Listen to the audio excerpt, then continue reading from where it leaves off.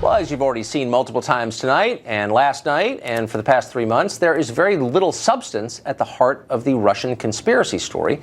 Yet that hasn't stopped the press and a lot of politicians from building an entire James Bond film inside their heads.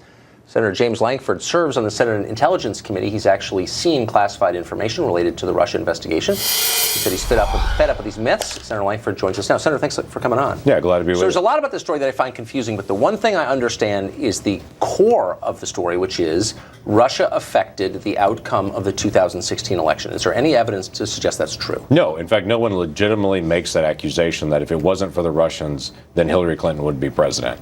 But it still seems to come up over and over again. And quite frankly, the more the Democratic Party runs with that, I think it only helps Republicans because that means they're not dealing with their policies, that it's not dealing with all the things that were the real reasons that Americans didn't vote Democratic this last time. They voted That's for Republican. That's the way it seems to me, and I never have thought Russia wishes us well, and I'm sure they cause all the mischief they're capable of causing us. I'm not a defense of Russia, but as an explanation, I've always thought it was bizarre. My question is someone who works with Democrats, doubtless you're friends with Democrats, you're a senator. Do they really believe it? Well, I think some do. I think some have this sense that it's Jim Comey's and the Russians' fault is the reason that Donald Trump is president. And the more they can raise the Russia issue, the more they can try to delegitimize the Trump presidency.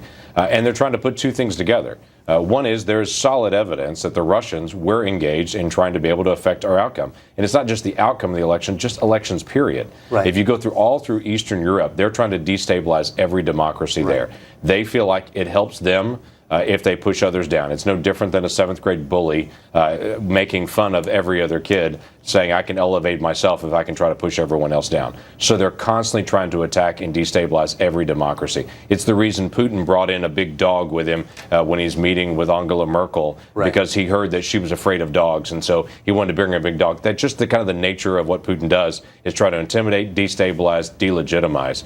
I don't think they were after the outcome of the election. They were just trying to delegitimize the election any way they can. They've been doing this for 100 years, since the Bolsheviks came. They spread the lie that the moon landing was fake. Well, AIDS was created in American labs. I mean, there's a lot of that's been going on. They had a KGB agent playing in the middle of the Jimmy Carter campaign. I mean, this has been something they've done for a very long time. It was just a lot more overt this time. So you've got that issue that's resolved. The second part of it is the big leap.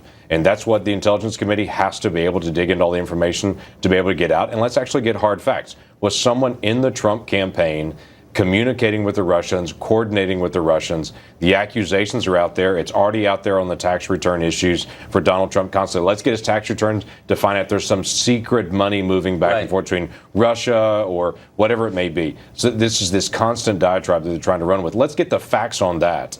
And let's separate the difference between where the Russians trying to engage in destabilizing. Yes, they do a lot of places. But let's get the facts out on the rest of it. Now, I know you didn't see the MSNBC segment tonight, most likely, but was that tax return paid in rubles?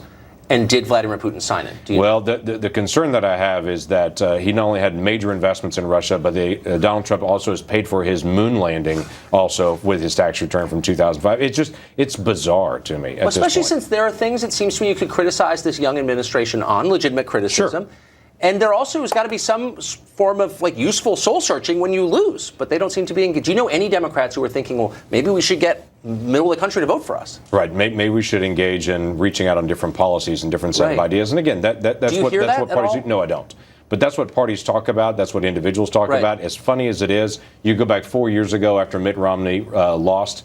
There was this big soul searching among Republicans. They created a list of about 20 things and said, if we want to win again, we got to do these 20 things. Donald Trump did 0 of those 20, and he won anyway. It all turned out to be wrong, but whatever, at least they tried. But that's what parties do on that. That's all right. Good point. Senator, great to see you. Good to see you again as well.